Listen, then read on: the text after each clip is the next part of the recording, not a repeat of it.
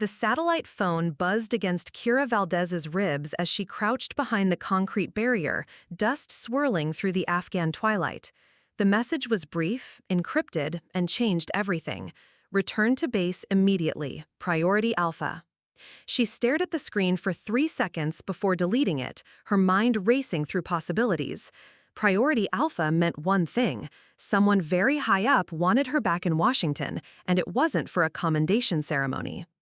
Before we jump back in, tell us where you're tuning in from, and if this story touches you, make sure you're subscribed, because tomorrow I've saved something extra special for you.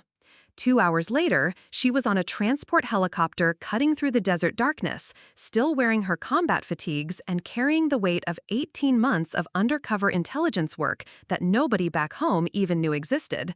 The irony wasn't lost on her. Tomorrow, she'd be sitting across from her family at her brother Marcus's promotion ceremony, listening to him crack jokes about how she'd never make it past staff sergeant while holding clearance levels that could make colonels sweat.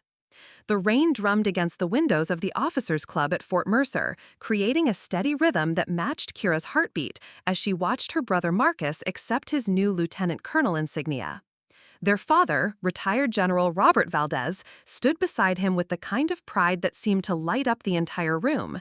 The same pride that had never quite found its way to Kira, despite her 8 years of service. She sat at a corner table, nursing a club soda and wearing her dress blues with the modest collection of ribbons that told only half her story.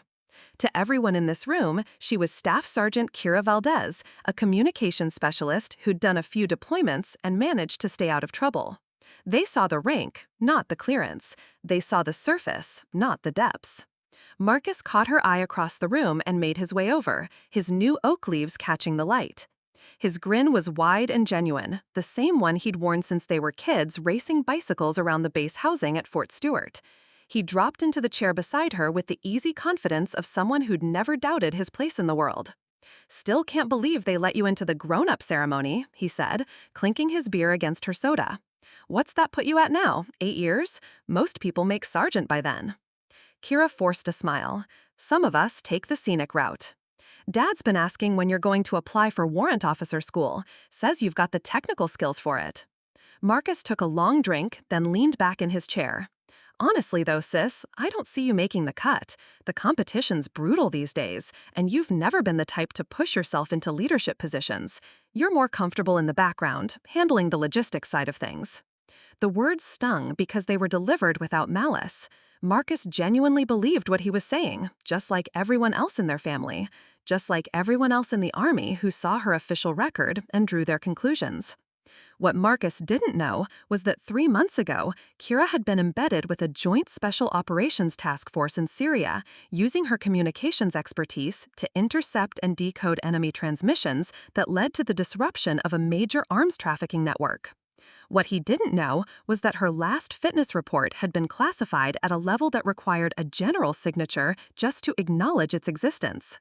What he didn't know was that the modest staff sergeant sitting across from him held a top-secret clearance with special access programs that made her one of approximately 200 people in the entire military authorized to know certain things about certain operations in certain parts of the world. "Maybe you're right," she said quietly, watching their father work the room with the natural authority of someone who'd spent 30 years earning respect the hard way. Their father approached their table, his presence commanding attention without effort. Even in retirement, General Valdez carried himself like someone accustomed to making decisions that affected thousands of lives. He'd been the kind of officer who inspired loyalty through competence rather than fear, and Kira had spent her entire life trying to measure up to that standard. "Marcus, outstanding ceremony," he said, clasping his son's shoulder. "Your mother would have been proud." The mention of their mother, lost to cancer 5 years earlier, cast a brief shadow across his features before the professional mask returned. He turned to Kira with the polite attention he might give any junior enlisted soldier. "Kira, good to see you made it back from your deployment. Communications work keeping you busy?" "Yes, sir," she replied, falling automatically into the formal tone that had defined their relationship since she'd enlisted. "Signal operations can be challenging." General Valdez nodded approvingly. "Good, steady work. Important foundation for everything else we do. Marcus was just telling me you might be considering warrant officer school." Kira glanced at her brother, who was watching this exchange with the benevolent interest of someone secure in his own success. "I'm exploring my options, sir." "Well, don't wait too long. The Army needs technical experts, but there's a ceiling to how far you can advance without taking on leadership responsibilities. At some point, you have to decide if you want to be a follower or a leader." The irony was suffocating. 3 weeks ago, she'd been leading a team of intelligence analysts in real-time battlefield conditions, making split-second decisions that directly influenced strike operations. But that work existed in a compartmentalized world that might as well have been on another planet from this officers' club conversation. "I understand, sir," she said. General Valdez smiled, the expression carrying the weight of paternal concern mixed with professional assessment. "You're a good soldier, Kira, reliable, but the Army rewards initiative, and I worry that you're too comfortable staying in your lane. Your brother here has always been willing to step up, take risks, push for the next challenge. That's why he's wearing oak leaves tonight." Marcus raised his beer in acknowledgement of the compliment, clearly pleased with the comparison. Kira felt something twist in her chest, a familiar mixture of frustration and resignation that had been her companion for most of her military career. The truth was more complex than either of them could imagine. Kira's career progression had been deliberately managed to maintain her cover for intelligence operations. Every assignment, every promotion, every decision about her official record had been calculated to keep her useful in ways that required invisibility. The Army had invested significantly in her specialized training, but that investment demanded anonymity.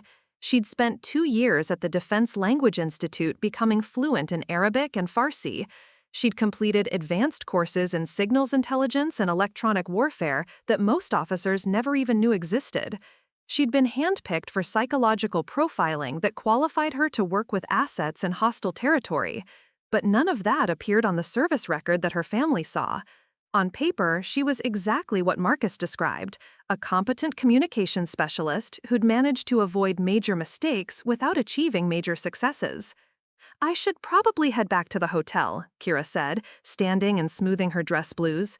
"Early flight tomorrow." General Valdez nodded. "Where are they sending you next?" "Fort Gordon, more signal training." It was technically true. She was scheduled for 2 weeks of cover building at the signal school before her next assignment, which would take her somewhere she couldn't discuss with anyone lacking appropriate clearances. Marcus stood to hug her goodbye. "Take care of yourself, little sister, and seriously, think about warrant officer school. Dad's right about the ceiling. You don't want to retire as a staff sergeant." She hugged him back, feeling the weight of everything unsaid between them. "I'll consider it."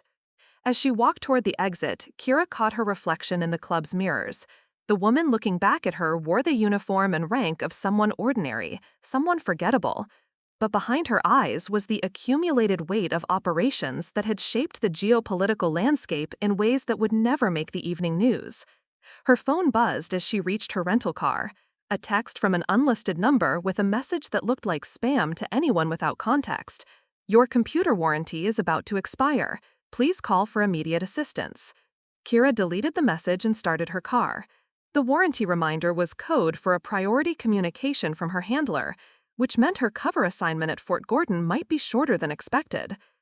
As she drove through the rain toward her hotel, she wondered if Marcus would ever understand that some forms of leadership required shadows rather than spotlights, that some victories were measured not in ceremonies and ribbons, but in threats eliminated before they could materialize. The promotion ceremony felt like it had happened years ago rather than hours ago. Tomorrow, she'd be back in a world where her rank was a carefully constructed fiction and her real work began where official records ended. But tonight, she was still just Staff Sergeant Valdez, the sister who'd never quite lived up to the family tradition of command presence and career advancement, the sister who'd never make rank. The encrypted drive contained 3 months of financial records that painted a devastating picture of systematic betrayal. Kira sat in the secure facility beneath Fort Belvoir, watching digital forensic specialists piece together Morrison's network of corruption, while her own father unknowingly provided character references for a traitor. Colonel Hayes stood behind her, arms crossed as data scrolled across multiple monitors. 47 separate transactions totaling $2.3 million. Bank accounts in 3 different countries, communication logs with confirmed foreign intelligence operatives. Her voice carried the weight of professional disappointment mixed with operational satisfaction. "The evidence is overwhelming," Kira said, though something in her tone suggested the victory felt hollow. "Morrison's been selling classified procurement data for almost 2 years. Troop movement schedules, equipment specifications, strategic supply chain information." Hayes nodded grimly. "The Syrian operation you supported last year? The ambush that killed 6 Rangers? Morrison sold the supply convoy routes 3 days before the attack." The words hit Kira like physical blows. Those Rangers had names, faces, families who would never know that their sons died because someone they trusted had sold their locations for profit. The personal betrayal of her father's friendship seemed insignificant compared to the blood on Morrison's hands. "What's the timeline for arrest?" Kira asked. 48 hours. We need Morrison to make contact with his handler one more time to identify the complete network. Once we have that final piece, federal marshals will execute the warrant." Hayes paused, studying Kira's expression. "Your father doesn't know about any of this yet." The phone call came at 1800 hours while Kira was reviewing operational debriefing materials in her temporary quarters. General Valdez's voice carried across the secure line with the kind of controlled fury she'd only heard a few times in her life, usually directed at incompetent subordinates who'd endangered lives through negligence.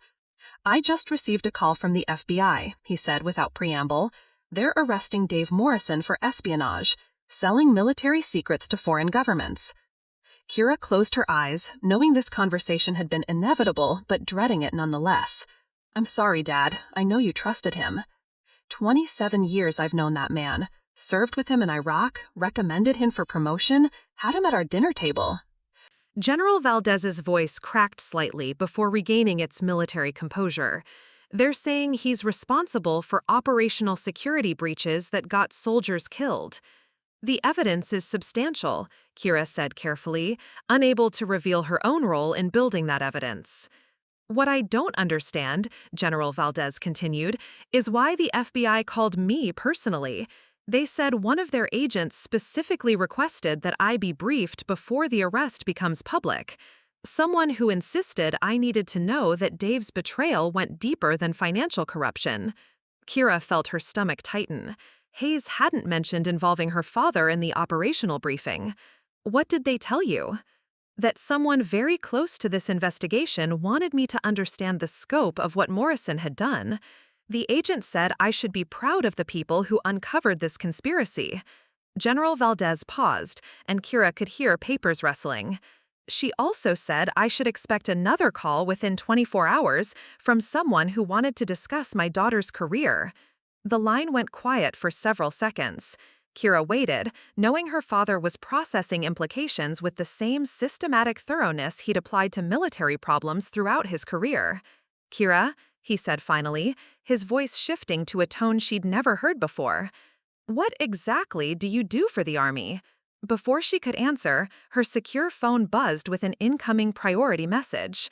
The caller ID showed a number she didn't recognize, but the encryption protocol identified it as coming from the highest levels of the Pentagon. "Dad, I need to take another call. Can I call you back?" "No," General Valdez said firmly. "I think I'm starting to understand why the FBI called me first." Kira switched to the secure line, her pulse quickening as she recognized the voice of General Patricia Chen, chairman of the Joint Chiefs of Staff. She'd seen General Chen during congressional hearings and Pentagon briefings, but had never imagined receiving a direct call. "Staff Sergeant Valdez, this is General Chen.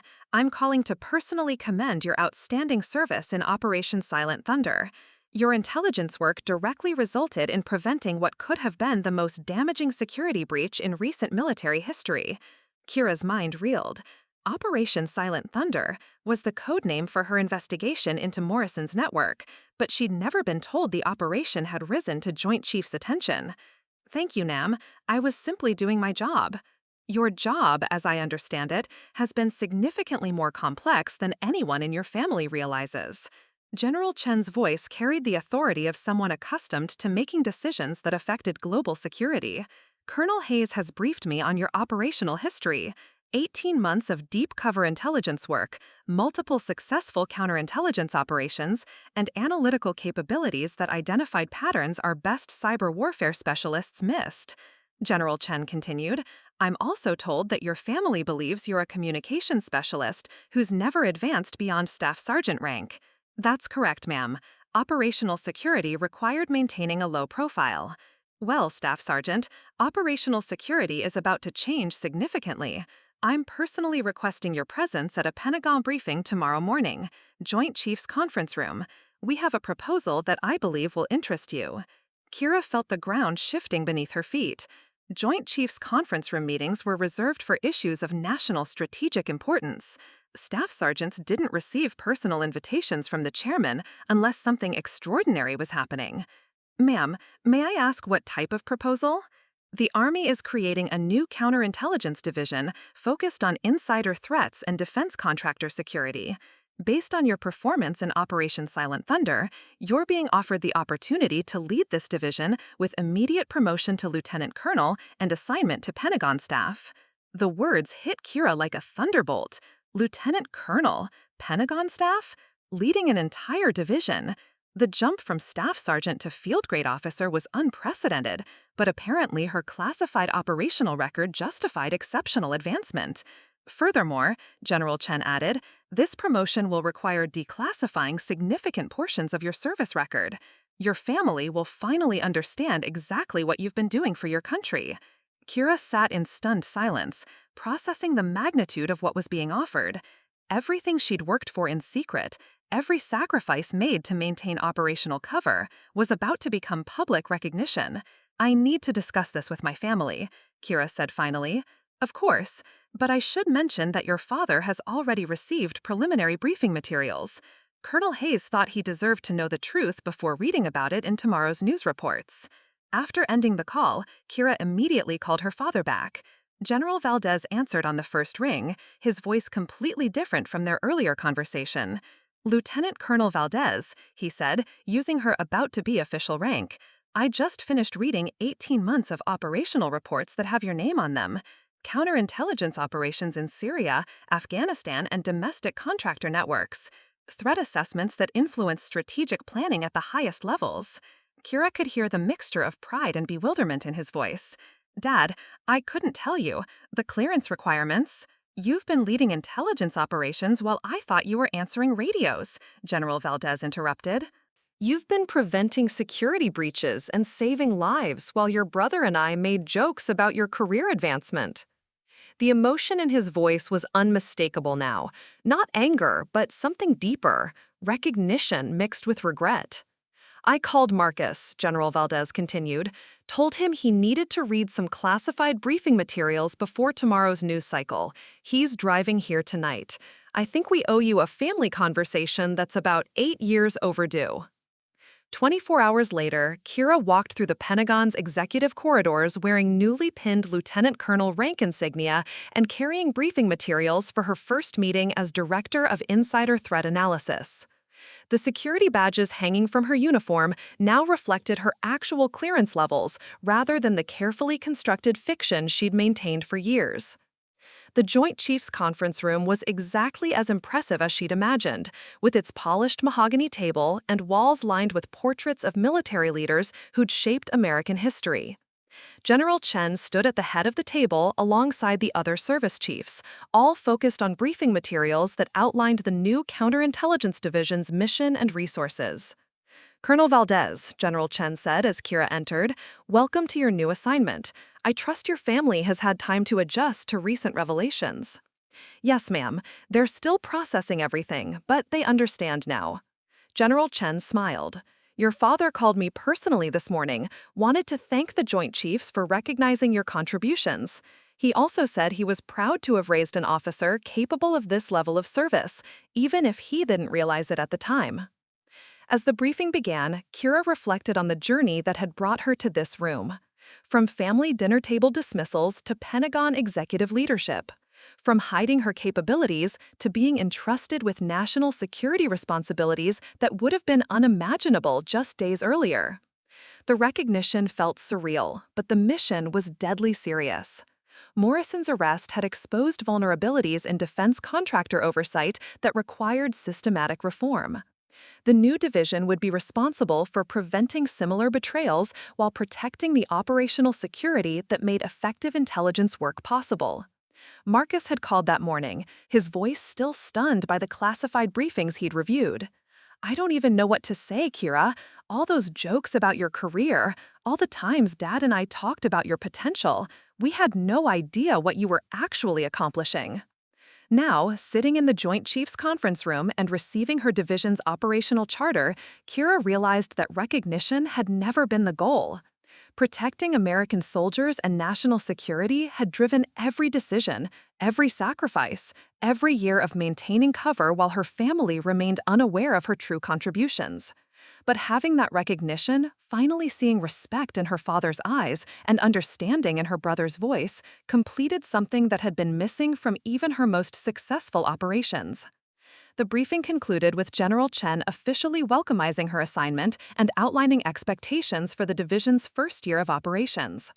As the senior officers filed out, General Chen approached Kira with a final observation. "Your operational history shows remarkable capability combined with exceptional discretion. Those qualities will be essential for this assignment." General Chen paused, studying Kira's expression. "I'm curious about one thing, though. How did it feel to spend years being underestimated by people who should have known better?" Kira considered the question carefully. "It taught me that some forms of service require patience, ma'am, and that real leadership sometimes means accepting credit long after the work is done." General Chen nodded approvingly. "Excellent answer, Colonel. I think you're going to do very well in this position." As Kira left the Pentagon that evening, she carried with her not just new rank and responsibilities, but the satisfaction of knowing that every year of hidden service had led to this moment.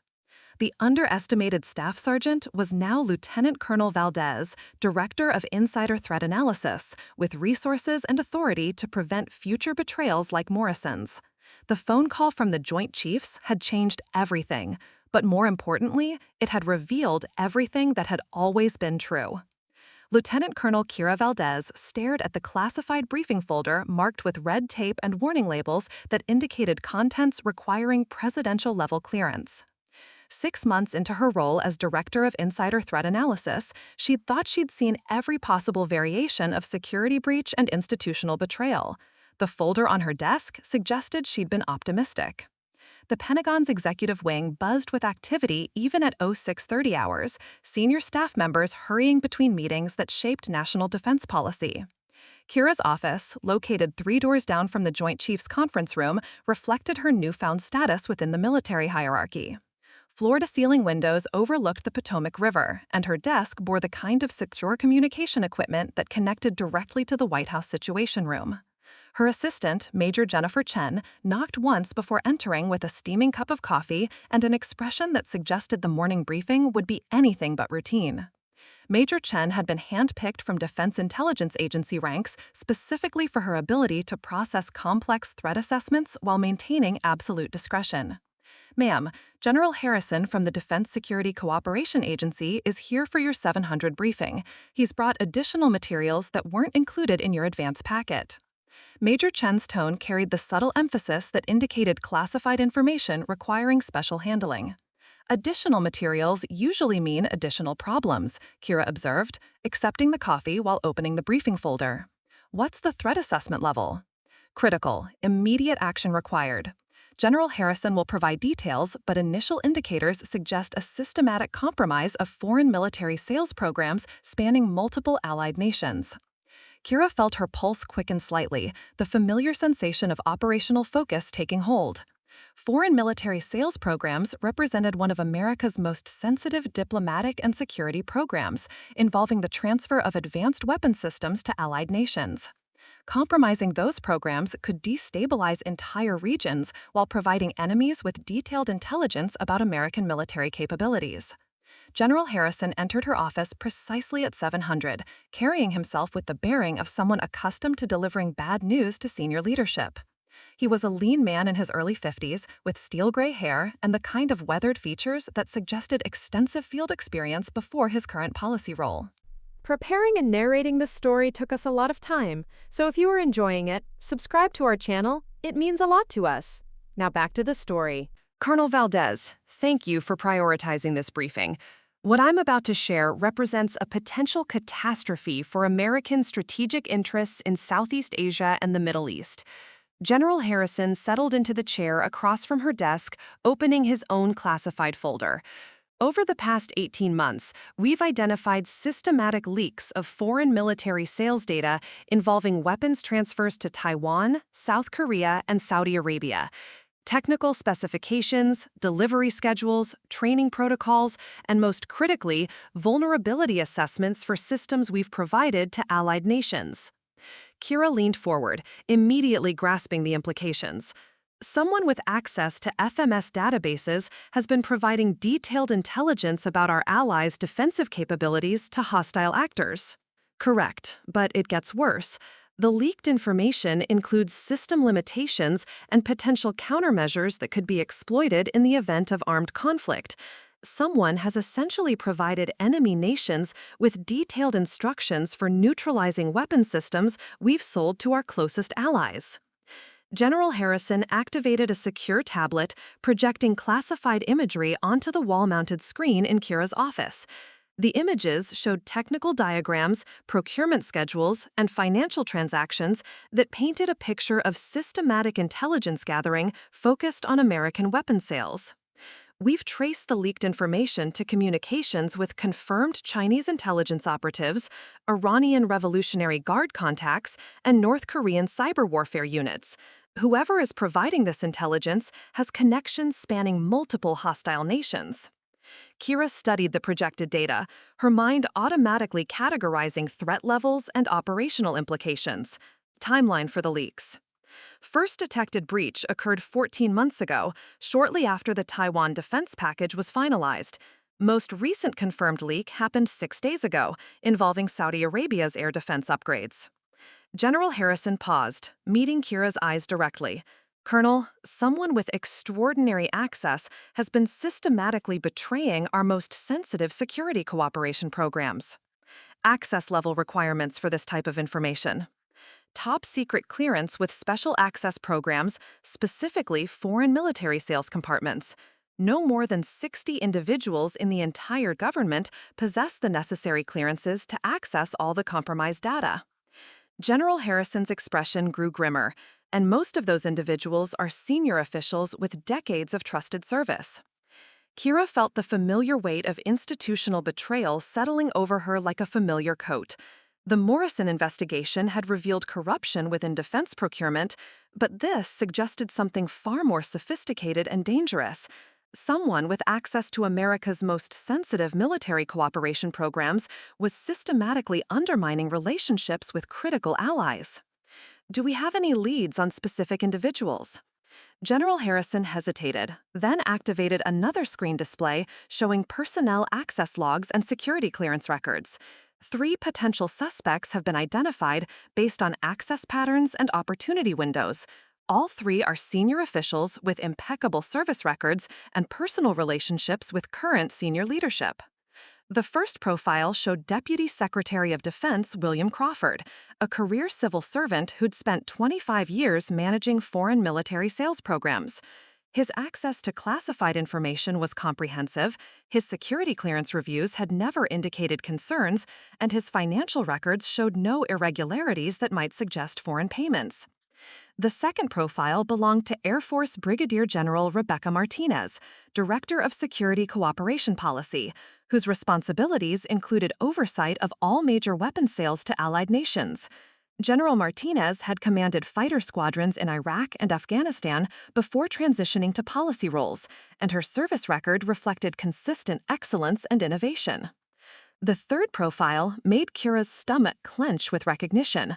Army Major General Thomas Caldwell, Deputy Director of the Defense Security Cooperation Agency, had served under her father during the Iraq War and had been a frequent guest at family gatherings throughout her childhood. General Caldwell is another family friend, Kira said quietly, recognizing the pattern that seemed to define her career in counterintelligence. General Harrison nodded sympathetically. Your operational file indicates a pattern of investigations involving subjects with personal connections to your family. I can request reassignment to another investigator if the personal element creates conflicts. Kira considered the offer seriously, weighing operational effectiveness against personal comfort. But her experience with the Morrison case had taught her that personal connections could provide investigative advantages that outweighed emotional complications. No reassignment necessary. Personal relationships have provided operational access in previous investigations. I can maintain professional objectivity. She paused, studying General Caldwell's service record. What's the evidence against each suspect? General Harrison activated a new display, showing digital forensics analysis and communication patterns. Crawford's access logs show unusual after-hours database queries coinciding with several leak timelines. Martinez's overseas travel schedule aligns with locations where compromised information subsequently appeared in foreign intelligence reports. Caldwell has been requesting information outside his normal operational requirements, specifically technical data that wouldn't typically fall under his purview. Kira absorbed the information systematically, her analytical training automatically categorizing evidence quality and investigative priorities. Each suspect had legitimate explanations for their access patterns, but the correlation with leak timelines suggested deeper investigation was warranted. What about financial indicators? Foreign payments, unexplained assets, lifestyle changes? That's where the investigation becomes more complex. None of the three suspects show obvious financial irregularities. No significant deposits, no overseas accounts, no lifestyle changes that would suggest large payments. General Harrison leaned back in his chair. Whoever is orchestrating this operation has sophisticated financial tradecraft. Kira nodded, recognizing the hallmarks of professional intelligence operations rather than opportunistic corruption. Non-monetary motivations, ideological recruitment, coercion, or long-term strategic positioning. Exactly, which makes traditional financial investigations less effective and requires more sophisticated counterintelligence approaches. General Harrison closed his folder. Your mission, should you choose to accept it, is to identify which of these three individuals is betraying American strategic interests and document their methods sufficiently to support prosecution. The weight of the assignment settled over Kira like a familiar burden. Another investigation, another betrayal to uncover, another trusted figure whose loyalty had been compromised. But this case carried implications that extended far beyond individual corruption to potential armed conflicts involving American allies. Timeline and resources? Unlimited resources within security constraints. Timeline is urgent but not specified. However, intelligence indicates that a major weapons transfer to Taiwan is scheduled for next month, and compromising that operation could have immediate military consequences. General Harrison stood, preparing to leave. Colonel, this investigation will require accessing the highest levels of the Pentagon bureaucracy. You'll be questioning senior officials who've shaped American defense policy for decades. After General Harrison left, Kira sat alone in her office, staring out at the Potomac River while processing the implications of her new assignment. 6 months ago, she'd been a staff sergeant, hiding her intelligence work from family members who assumed she answered phones for a living. Now she was tasked with investigating potential treason among officials who helped determine which nations received American military technology. Major Chen knocked and entered, carrying additional classified materials. Ma'am, I've compiled background files on all three suspects: personal histories, service records, financial documentation, and social network analyses. Any initial observations? All three have exemplary service records with no previous security concerns. All three have access to the compromised information. All three have legitimate professional reasons for accessing foreign military sales data. Major Chen paused. And all three have worked closely with your father at various points in their careers. Kira looked up sharply. All three? Yes, ma'am. General Caldwell served under General Valdez in Iraq. Deputy Secretary Crawford worked with your father on procurement policy during his Pentagon assignment. General Martinez was briefed by your father on air support protocols during her squadron command. Major Chen's expression suggested she'd recognize the pattern's significance. So whoever is conducting this operation either has specific knowledge of my family connections or is operating within a professional network that intersects with my father's career. Kira stood, beginning to pace as she thought through the implications. It could be coincidental, ma'am. Your father's career spanned 3 decades and touched most senior defense officials currently in key positions. Or someone is specifically targeting officials with connections to my family, knowing that I'm likely to be assigned any counterintelligence investigation involving defense programs. Kira stopped pacing, turning to face Major Chen. Has anyone else noticed this pattern? Not officially, ma'am, but I ran an informal analysis of your previous investigations, and there's a statistical anomaly in the frequency of personal connections between subjects and your family. Kira felt a chill that had nothing to do with the office's air conditioning. If someone was deliberately targeting officials connected to her father, it suggested an operation far more sophisticated than simple espionage. It suggested someone was either manipulating her investigations or using her personal connections as cover for deeper infiltration. Major Chen, I want complete background checks on everyone who's had access to my assignment history. Anyone who would know about my family connections and could predict which cases I'd be assigned. That's a significant list, ma'am. Your clearance files are accessed by multiple agencies and oversight offices. Start with anyone who's been involved in assigning my previous investigations. Look for patterns in timing, access, and personnel decisions that might indicate manipulation. Kira returned to her desk, pulling up secure communication systems, and set up individual briefings with all 3 suspects, standard foreign military sales coordination meetings, nothing that would indicate special scrutiny. Over the next week, Kira conducted careful surveillance of all 3 suspects while maintaining her normal duties as Director of Insider Threat Analysis. Her office provided perfect cover for requesting meetings with senior officials, and her legitimate responsibilities included reviewing security protocols for foreign military sales programs. Deputy Secretary Crawford met with her on Tuesday morning in his Pentagon office, a spacious room that reflected his senior position within the defense establishment. Crawford was a thin man, with graying hair and the slightly rumpled appearance of someone who spent long hours reviewing complex policy documents. Colonel Valdez, I appreciate you taking time to review our security protocols.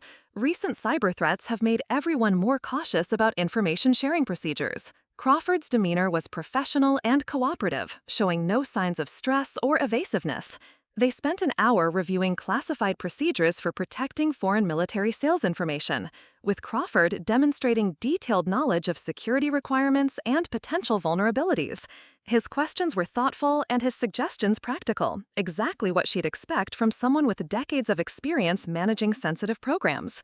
But Kira noticed subtle details that aligned with her intelligence assessment. Crawford's computer access logs showed recent queries for technical specifications that fell outside his normal policy responsibilities. His secure phone had received several international calls from numbers that couldn't be immediately traced. Most significantly, he'd requested weekend access to secure facilities on dates that corresponded with confirmed information leaks. I've been working on a comprehensive review of our technical transfer procedures, Crawford explained when Kira asked about his recent database searches. The policy implications of emerging technologies require understanding current capabilities and limitations. His explanation was reasonable, but something in his tone suggested rehearsed justification rather than spontaneous explanation. Kira made mental notes while maintaining professional conversation about security improvements and procedural updates.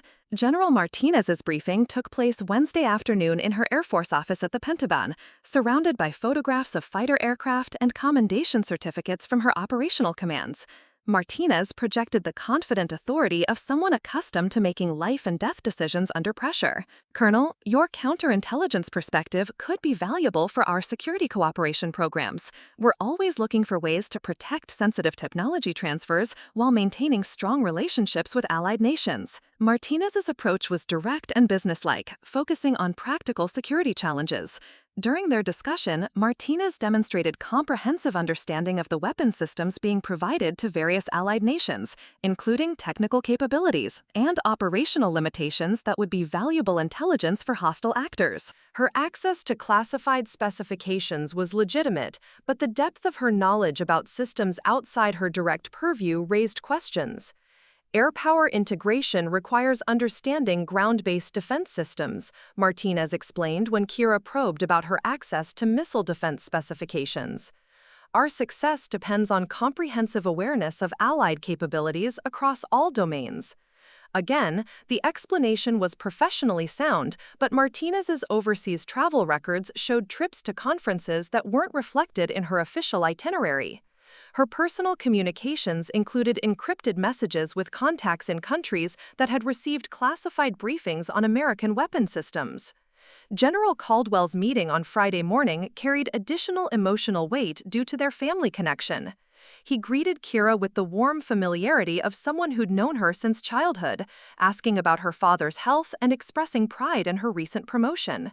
"Your father always said you were the smartest of his children, even when you were barely tall enough to see over his desk," Caldwell said with genuine affection. "He must be incredibly proud of your success in intelligence work." They discussed foreign military sales security in his comfortable office, with Caldwell demonstrating the same detailed knowledge she'd seen in her previous meetings. But unlike Crawford and Martinez, Caldwell seemed more interested in her personal perspective than professional recommendations. "You've had unique experience with insider threats. Do you think our personnel security procedures adequately screen for potential compromise?" Caldwell's questions seemed to probe beyond professional curiosity toward personal assessment. Kira provided general responses about security procedures while observing Caldwell's behavior and office environment. His computer showed recent access to databases containing information about all 3 compromised weapons programs. His financial records revealed no irregularities, but his personal schedule included regular meetings with contacts whose identities couldn't be verified through normal channels. Most concerning, Caldwell's questions suggested knowledge of her investigation that he shouldn't possess. His references to insider threats and personnel security felt too specific to be coincidental, and his interest in her analytical methods went beyond casual professional interest. By the end of the week, Kira had compiled comprehensive assessments of all 3 suspects without identifying a clear perpetrator. Each possessed the access, opportunity, and knowledge necessary to compromise foreign military sales programs. Each had behavior patterns that correlated with leak timelines. Each had explanations for their activities that were professionally reasonable but not definitively exonerating. More disturbing, her analysis suggested that someone was anticipating her investigation methods and possibly manipulating evidence to obscure the true source of the leaks. The pattern of personal connections to her father, the sophisticated operational security, and the questions that probed her analytical approach all indicated an adversary who understood counterintelligence procedures and was actively working to defeat them. Major Chen's background investigation revealed additional concerns that compounded the complexity of the case. "Ma'am, I've identified 17 individuals with access to your assignment history and knowledge of your family connections. Of those 17, 4 have been present during briefings related to all 3 of your major investigations." "4 suspects who've been involved in assigning my cases?" "Yes, ma'am. 2 from Defense Intelligence Agency, 1 from the FBI's Counterintelligence Division, and 1 from the Pentagon's Inspector General Office." Major Chen's expression reflected the gravity of what she'd discovered. "Someone with oversight responsibility for your investigations has been present for every major case assignment." Kira felt the familiar sensation of a case expanding beyond its original parameters. What had begun as an investigation into foreign military sales leaks was revealing potential manipulation of the investigative process itself. Someone wasn't just stealing classified information, they were potentially orchestrating which investigations she received and how those investigations proceeded. Do any of those 4 individuals have relationships with our current suspects? All 4 have worked with General Caldwell on various projects. 2 have professional relationships with Deputy Secretary Crawford. 1 has personal friendship with General Martinez dating back to their service in Iraq. Major Chen paused. "Ma'am, the interconnections are extensive enough to suggest either a sophisticated conspiracy or a coincidence that strains statistical probability." That weekend, Kira drove to her father's house in Virginia, needing perspective that could only come from someone with decades of experience navigating Pentagon politics and military relationships. General Valdez met her at the door with concern evident in his expression, clearly recognizing the signs of stress that accompanied difficult investigations. "You look like you're carrying the weight of the world, sweetheart. Same expression you had during the Morrison investigation, but worse." He led her to his study, a room lined with military histories and decorated with photographs from his long career. "Dad, I need advice about something I can't discuss in detail. Hypothetically, if someone wanted to manipulate counterintelligence investigations, how would they do it?" General Valdez studied her face carefully before responding. Hypothetically, the most effective approach would be controlling assignment processes and evidence interpretation. Someone with access to investigation planning could influence which cases get assigned to which investigators, ensuring that specific people handle specific types of threats. And if they wanted to target a particular investigator, they'd study that investigator's personal connections, professional relationships, and analytical methods. Then they'd create cases that played to those patterns while introducing variables that confused the investigation. General Valdez leaned back in his chair. "Kira, are you suggesting that someone has been manipulating your case assignments?" Kira hesitated, knowing that discussing operational details violated security protocols, but needing guidance that only her father could provide. "The pattern of personal connections in my cases is statistically unusual. Either I'm incredibly unlucky, or someone is deliberately involving people connected to our family." "How many cases?" "3 major investigations, all involving subjects with professional or personal relationships to you. All cases assigned through normal channels, all legitimate security threats, but the pattern is too consistent to ignore." General Valdez stood and began pacing, a habit Kira remembered from her childhood when he was working through complex problems. "If someone is manipulating your assignments, they have access to highly classified information about both your personal background and current investigations. That suggests someone within the intelligence community with broad oversight authority. I've identified 4 potential suspects with the necessary access, all of whom have professional relationships with subjects in my current investigation." "Current investigation involving foreign military sales?" General Valdez stopped pacing, his expression sharpening. "Kira, if someone is compromising weapons transfers to allied nations while simultaneously manipulating the investigations designed to stop them, you're dealing with an operation that threatens fundamental national security interests." His assessment crystallized her growing concerns about the scope and sophistication of what she was uncovering. This wasn't some espionage or corruption, it was potential manipulation of the entire counterintelligence system, designed to protect American interests. Her access to classified specifications was legitimate, but the depth of her knowledge about systems outside her direct purview raised questions. Air power integration requires understanding ground-based defense systems, Martinez explained when Kira probed about her access to missile defense specifications. "Our success depends on comprehensive awareness of allied capabilities across all domains." Again, the explanation was professionally sound, but Martinez's overseas travel records showed trips to conferences that weren't reflected in her official itinerary. Her personal communications included encrypted messages with contacts in countries that had received classified briefings on American weapons systems. General Caldwell's meeting on Friday morning carried additional emotional weight due to their family connection. He greeted Kira with the warm familiarity of someone who'd known her since childhood, asking about her father's health and expressing pride in her recent promotion. "Your father always said you were the smartest of his children, even when you were barely tall enough to see over his desk," Caldwell said with genuine affection. "He must be incredibly proud of your success in intelligence work." They discussed foreign military sales security in his comfortable office, with Caldwell demonstrating the same detailed knowledge she'd seen in her previous meetings. But unlike Crawford and Martinez, Caldwell seemed more interested in her personal perspective than professional recommendations. "You've had unique experience with insider threats. Do you think our personnel security procedures adequately screen for potential compromise?" Caldwell's question seemed to probe beyond professional curiosity toward personal assessment. Kira provided general responses about security procedures while observing Caldwell's behavior and office environment. His computer showed recent access to databases containing information about all 3 compromised weapons programs. His financial records revealed no irregularities, but his personal schedule included regular meetings with contacts whose identities couldn't be verified through normal channels. Most concerning, Caldwell's questions suggested knowledge of her investigation that he shouldn't possess. His references to insider threats and personnel security felt too specific to be coincidental, and his interest in her analytical methods went beyond casual professional interest.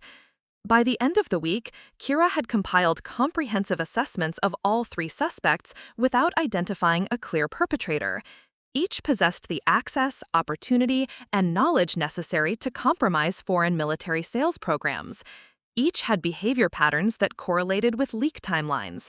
Each had explanations for their activities that were professionally reasonable but not definitively exonerating. More disturbing, her analysis suggested that someone was anticipating her investigation methods and possibly manipulating evidence to obscure the true source of the leaks.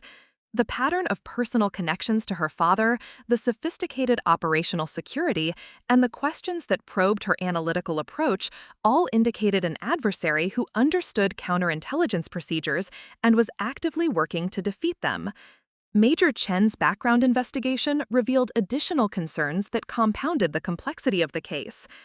Ma'am, I've identified 17 individuals with access to your assignment history and knowledge of your family connections.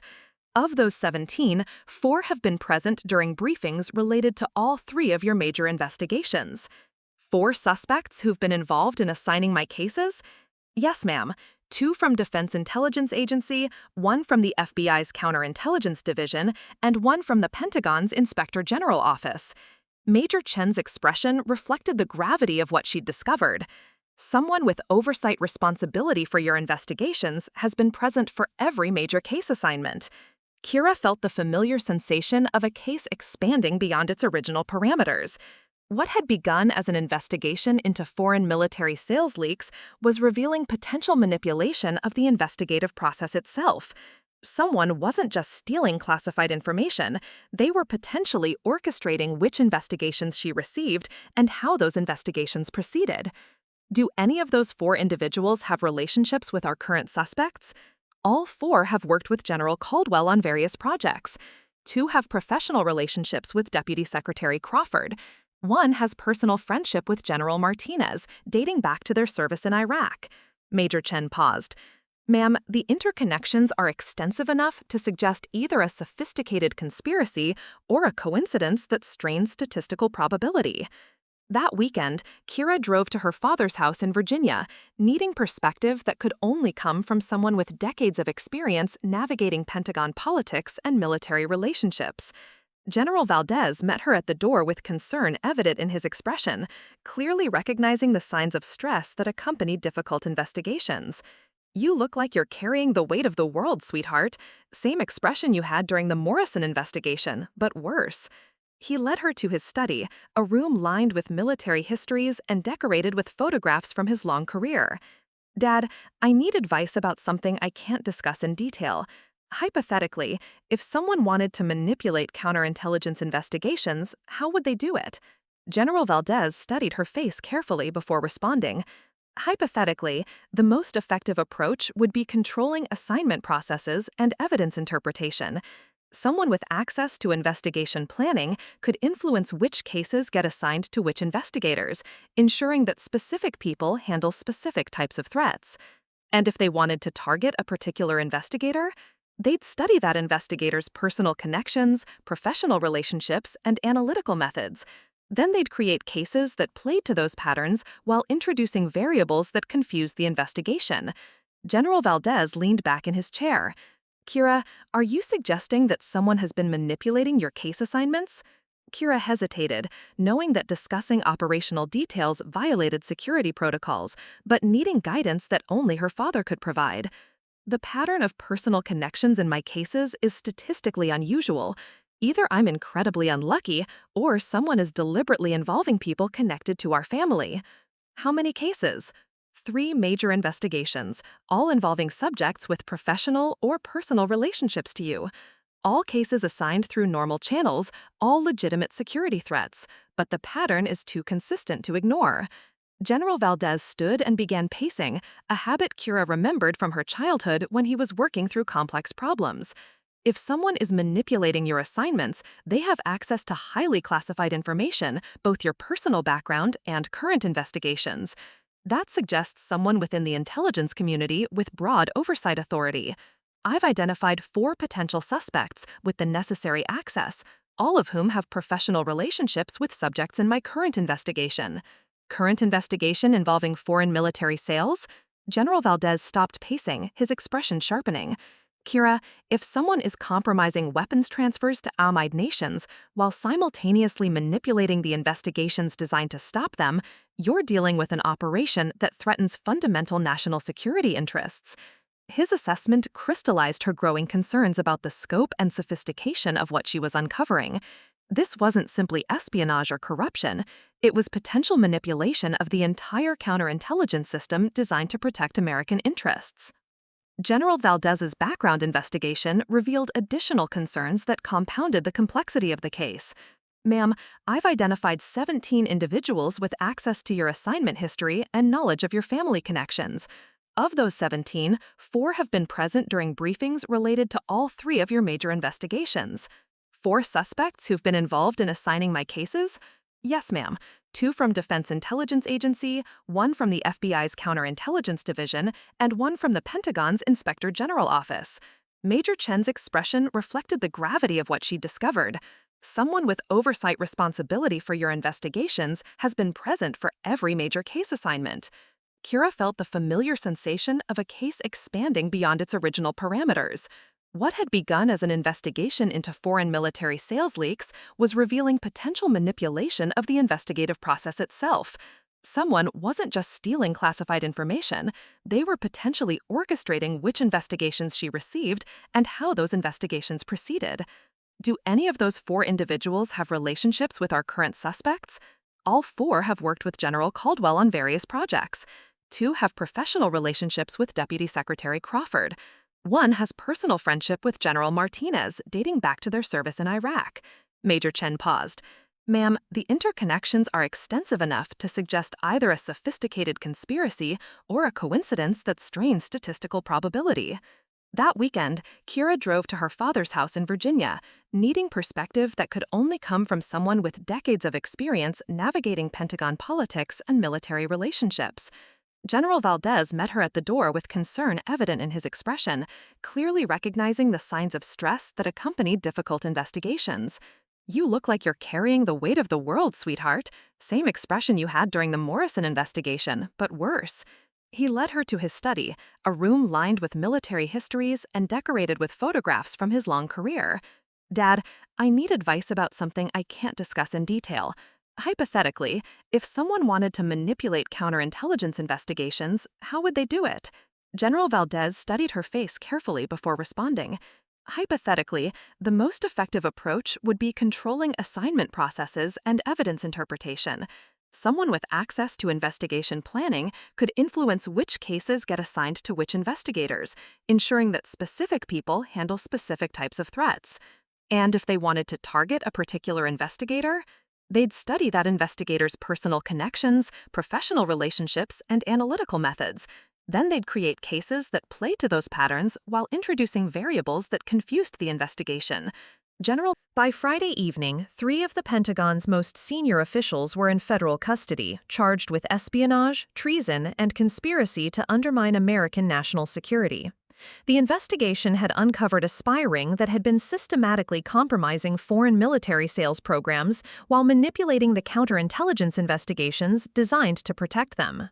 But the personal implications for Kira extended beyond professional success to fundamental questions about trust, manipulation, and the price of expertise in a world where enemies studied her methods as carefully as she studied theirs. Secretary Thompson called her to his office Friday evening for a debriefing that addressed both the operational success and the personal costs of the investigation. His expression reflected respect for her analytical capabilities, mixed with concern about the systematic targeting she'd endured. "Colonel Valdez, your investigation prevented what could have been catastrophic compromise of our strategic relationships with allied nations. The intelligence these individuals provided to hostile actors could have shifted regional balances of power and endangered American service members worldwide. Thank you, Mr. Secretary, but I'm concerned about the manipulation of my assignment process. If Caldwell could influence which cases I received, others might have similar capabilities." Secretary Thompson nodded. We're conducting a comprehensive review of assignment procedures and oversight mechanisms. Your experience suggests vulnerabilities in our counterintelligence processes that require immediate attention. He paused, studying her expression carefully. Colonel, I'm also recommending you for promotion to full colonel and assignment as Director of Strategic Counterintelligence. Your analytical capabilities and operational experience make you uniquely qualified to reform our investigative procedures. The offer represented another dramatic advancement in recognition and responsibility, but Kira found herself hesitating. 3 major investigations, 3 personal betrayals, 3 cases where trusted figures had systematically undermined American interests while exploiting her personal connections. Mr. Secretary, I appreciate the confidence, but I'm beginning to question whether my personal background makes me vulnerable to manipulation in ways that compromise operational effectiveness. On the contrary, Colonel, your experience being targeted by sophisticated adversaries has given you insights into manipulation techniques that most investigators never develop. You've successfully identified and neutralized spy rings despite systematic attempts to compromise your investigations. Secretary Thompson stood, preparing to conclude the meeting. Colonel, enemies will always study our methods and attempt to exploit our weaknesses. Your job is to stay ahead of their analysis while maintaining the personal integrity that makes you effective. Don't let their manipulation change who you are. That weekend, Kira drove to her father's house to process the implications of another successful investigation that had revealed systematic betrayal by trusted figures. General Valdez met her with the same expression of paternal concern that had followed her previous cases, recognizing the emotional toll of uncovering institutional corruption.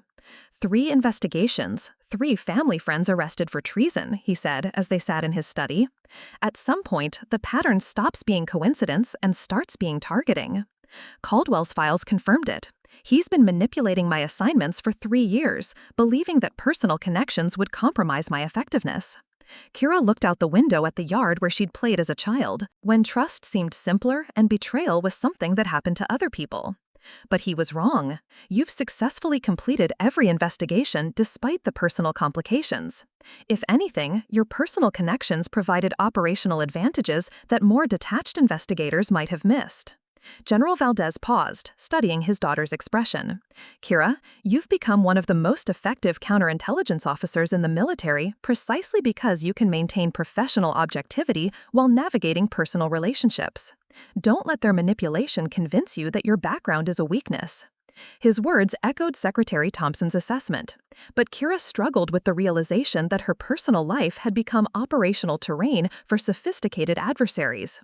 Every family relationship, every professional connection was now potential ammunition for enemies who studied her methods and exploited her emotional attachments. Monday morning brought a secure communication from the Director of National Intelligence, requesting her presence at a classified briefing involving representatives from all major intelligence agencies. The meeting location was the CIA's headquarters in Langley, suggesting discussions that extended beyond military counterintelligence to broader national security implications. The briefing room contained senior officials from CIA, NSA, FBI, Defense Intelligence Agency, and other agencies whose existence wasn't publicly acknowledged. Director Susan Walsh, a career intelligence professional with oversight responsibility for all American espionage activities, conducted the meeting with the focused efficiency of someone accustomed to managing multiple global operations simultaneously. Colonel Valdez, your recent investigations have uncovered systematic vulnerabilities in our counterintelligence procedures that extend beyond military programs to broader national security architecture. Director Walsh activated secure display systems showing intelligence analysis from multiple agencies. The spy rings you've identified were part of a coordinated operation by multiple hostile nations to compromise American strategic capabilities while simultaneously undermining our ability to detect their activities. The briefing materials revealed that Crawford, Caldwell, and Martinez had been coordinating with foreign handlers who were actively studying American counterintelligence methods and developing strategies to defeat them. Their operations included systematic manipulation of investigation assignments, evidence tampering, and personnel targeting designed to protect broader spy networks. Your experience being targeted by these operations has provided insights into adversary methods that we're using to reform our entire approach to insider threat detection. Director Walsh paused, studying Kira's expression. Colonel, we're offering you a position as Deputy Director of National Counterintelligence, with responsibility for developing new approaches to detecting and defeating sophisticated spy operations. The offer represented elevation to the highest levels of American intelligence work, with authority spanning all agencies and access to the most sensitive national security information. But it also meant accepting that her personal life would continue to be operational terrain for adversaries who studied her methods and exploited her relationships. Ma'am, I'm honored by the confidence, but I want to understand the scope of targeting I should expect. If hostile nations are studying my background and manipulating my assignments, my effectiveness might be compromised by predictability. Director Walsh smiled slightly. Colonel, the fact that they're targeting you specifically suggests they consider you a significant threat to their operations. Our assessment is that your analytical capabilities and operational experience make you too valuable to lose, regardless of the targeting you face. She activated another display showing intelligence assessments from multiple allies. Foreign intelligence services have begun sharing analytical products focused on countering your investigative methods. That level of attention suggests you've become a strategic concern for our adversaries. Which means continuing my current work will require adapting to systematic attempts at manipulation and evidence tampering. Exactly, but it also means that your experience defending against those attempts provides insights that benefit all our counterintelligence operations. Director Walsh closed the classified folders.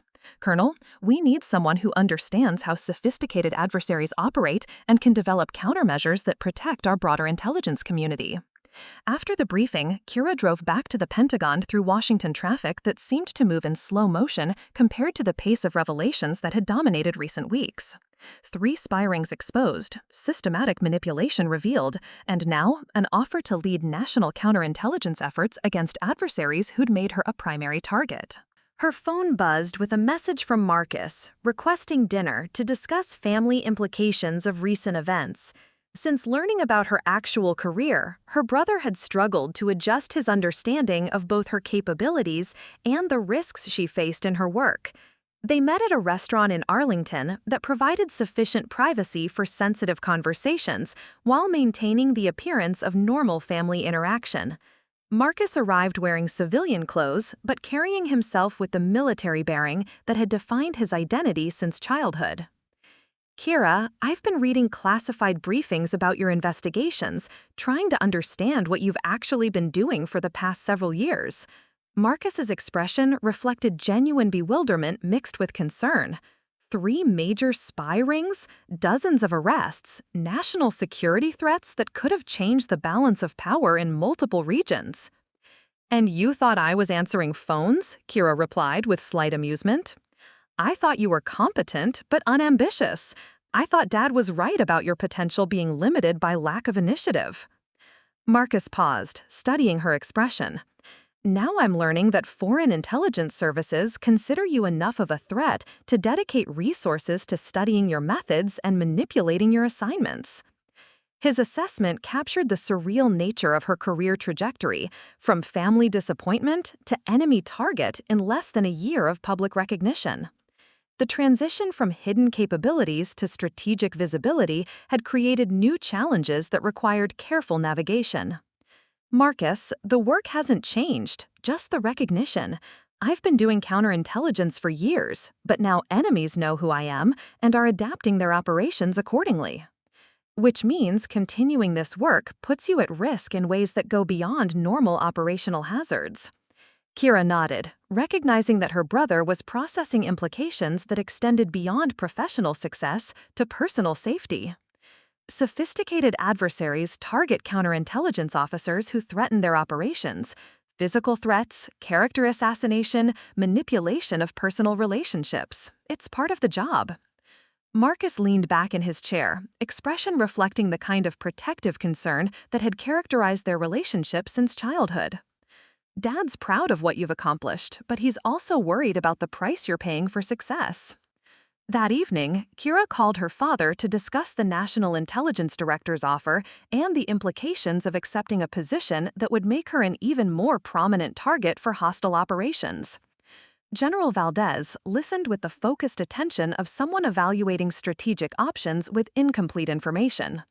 Sweetheart, you've reached a point where your expertise makes you valuable to American interests and threatening to our enemies. Declining the position won't reduce the targeting you face, but accepting it provides resources and authority to develop better defenses. His analysis aligned with her own assessment, but the emotional cost of constant vigilance and systematic targeting remained a significant consideration. Every relationship, every assignment, every professional interaction carried potential for manipulation by adversaries who studied her methods and exploited her connections. Dad, I'm tired of having my personal life become operational terrain for foreign intelligence services. I want to do the work without having enemies study my family relationships and use them against me. Unfortunately, that's not realistic at your level of expertise and recognition. Sophisticated adversaries will target anyone who threatens their operations, regardless of your official position. General Valdez paused. But you can control how you respond to that targeting, and your experience being manipulated gives you advantages in detecting and countering similar operations. His perspective reflected decades of experience with national security challenges that required personal sacrifice for broader strategic purposes. The choice wasn't between safety and risk, but between different forms of service that carried different types of vulnerability. Tuesday morning, Kira accepted the position as Deputy Director of National Counterintelligence, with responsibility for developing new approaches to detecting sophisticated spy operations across all government agencies. The appointment required Senate confirmation and would result in her promotion to Brigadier General, making her one of the youngest general officers in military history. But more importantly, the position provided authority to reform counterintelligence procedures based on her experience being targeted by the very operations she'd been investigating. Her personal understanding of manipulation techniques would inform systematic improvements to protect other investigators from similar targeting. The announcement generated significant media attention, as news outlets struggled to comprehend how someone had advanced from staff sergeant to brigadier general in less than 18 months. The coverage focused on her intelligence work while carefully avoiding operational details that remained classified. Major Chen, who would continue as her executive assistant in the new position, brought congratulations mixed with practical concerns about the increased security requirements that accompanied her elevated profile. General Valdez, your new position includes 24-hour security details, armored transportation, and comprehensive background investigations of anyone seeking personal contact. Your life is about to become significantly more restricted. The security measures reflect realistic assessment of threats faced by senior counterintelligence officials, but they also represented the price of effectiveness in a profession where success generated enemy attention. Her expertise had made her valuable to American interests and dangerous to hostile operations. Friday evening, Kira attended a promotion ceremony in the Pentagon's executive conference room, with senior officials from all major intelligence agencies present to witness her advancement to general officer rank. The ceremony was smaller and more private than typical military promotions, reflecting the classified nature of her work and security concerns about public events. Secretary Thompson conducted the ceremony, reading citations that described her contributions to national security in carefully worded language that avoided operational details. The citations mentioned successful counterintelligence operations, analytical innovations, and leadership under challenging circumstances. General Valdez pinned her new rank insignia with the kind of parental pride that had been absent during her years of hidden service. His expression reflected recognition not just of her achievements, but of the personal costs she'd endured while protecting national interests through anonymous professional excellence. Brigadier General Valdez, Secretary Thompson concluded, your expertise and experience make you uniquely qualified to lead American counterintelligence efforts into an era where sophisticated adversaries are developing new methods to compromise our national security. After the ceremony, Kira stood in her new office, looking out at the Washington skyline while reflecting on the journey that had brought her from family dismissal to national leadership. The view from her window encompassed the Capitol, Supreme Court, and other institutions whose security depend partly on her ability to detect and defeat foreign intelligence operations. Her secure phone buzzed with the first intelligence briefing of her new assignment, involving suspected Chinese penetration of American technology companies. The threat assessment suggested systematic operations targeting defense contractors, exactly the kind of sophisticated challenge that required the analytical capabilities she'd developed through years of hidden service. As she prepared to tackle her new responsibilities, Kira realized that recognition had never been the goal. Protecting American interests and defeating foreign threats remained the mission, regardless of rank or public acknowledgement. But having that recognition, finally seeing respect in her family's eyes, and authority to reform the systems she'd navigated for years, provided tools for more effective service. The targeting would continue, and sophisticated adversaries would adapt their methods to account for her elevated position and increased resources. But her experience being manipulated by the very operations she'd been investigating had given her insights that would benefit the entire American intelligence community.